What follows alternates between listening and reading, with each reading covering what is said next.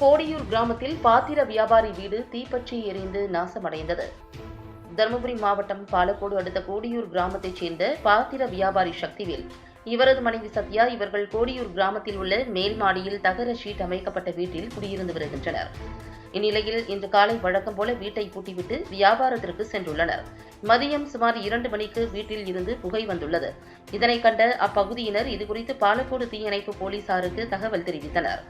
விரைந்து வந்த தீயணைப்பு வீரர்கள் வீட்டின் பூட்டை உடைத்து தண்ணீரை பீச்சி அடித்து தீயை அணைத்தனர். இருப்பினும் தீ மளமளவென பற்றி எரிந்ததில் பீரோவில் இருந்த 1,34,000 ரூபாய் பணம் மற்றும் 4.5 பவுன் தங்க நகை, பட்டுப்புடவை, ஆதார் கார்டு, ரேஷன் கார்டு மற்றும் உணவு பண்டங்கள், தட்டுமுட்டு சாமான்கள் என அனைத்தும் தீயில் கருகி சாம்பலாகின. மின் கசிவால் தீ விபத்து ஏற்பட்டதா அல்லது வேறு ஏதேனும் காரணமா என பாலக்கோடு போலீசார் விசாரித்து வருகின்றனர்.